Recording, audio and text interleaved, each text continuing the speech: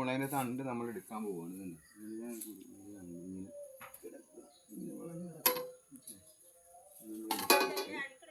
ഇങ്ങനെ എടുത്ത് മുറിച്ചെടുത്ത് ഇങ്ങനെ മുറിച്ചെടുക്കുക. അത് കുരുമുളകിൻ്റെ തണ്ടാണ്. അപ്പോൾ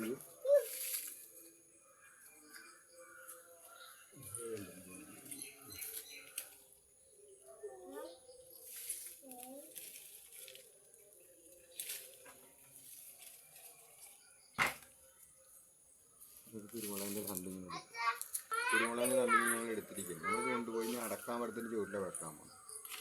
ഈർക്കി എടുക്കണം. ഈർക്കി ഇങ്ങനെ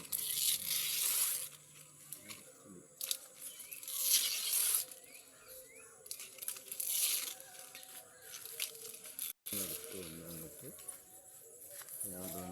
വന്നിട്ട് ഇവിടെ വന്നിട്ട് ഇത് നമ്മൾ വേണ്ട വെക്കാൻ പോകും. ഈർക്കിലിങ്ങനെ ഒടിച്ചെടുത്തിട്ട് വട്ട ഒടിച്ചതിൻ്റെ ചവിട്ടി ഇങ്ങനെ ചവിട്ടി ചേർത്ത് വെച്ചിട്ട് ഇങ്ങനെ ഉറപ്പിക്കണം. അല്ലെന്നുണ്ടെങ്കിൽ ഇത് ഇളകിപ്പോവും. മനസ്സിലായോ? ഇളകിപ്പോവും. ഉറപ്പിക്കാം.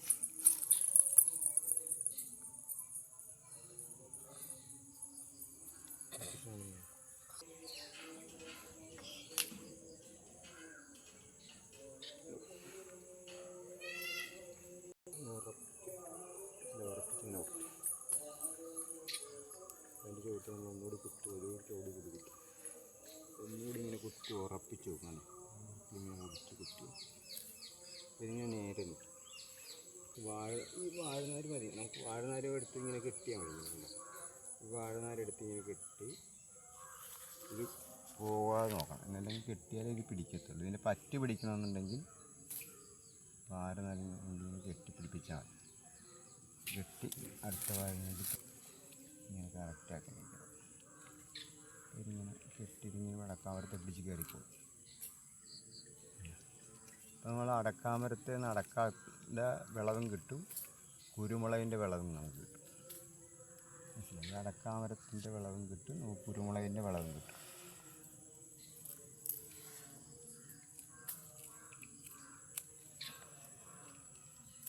ഇട്ട് ഇതിന് വളം കൊടുത്താൽ മതി. മനസ്സിലായി?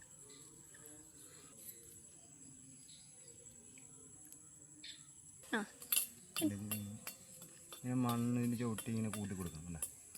ഇപ്പോൾ നമ്മളിട്ട സാധനം ഇതിൻ്റെയൊക്കെ ചവിട്ടി മണ്ണിട്ട് കറക്റ്റായി കൊടുക്കും. ചാണകപ്പൊടി കൊണ്ടുവന്ന് ചാണകപ്പൊടി കോഴിവളം കൊണ്ടുവന്ന് അത് 2 ദിവസം കഴിഞ്ഞിട്ടാൽ മതി. ഇപ്പോൾ ഉടനെ കിട്ടരുത്. വേര് പിടിച്ച് കഴിയുമ്പോഴേ നമ്മൾ ചാണകപ്പൊടി ഇടാവുള്ളൂ.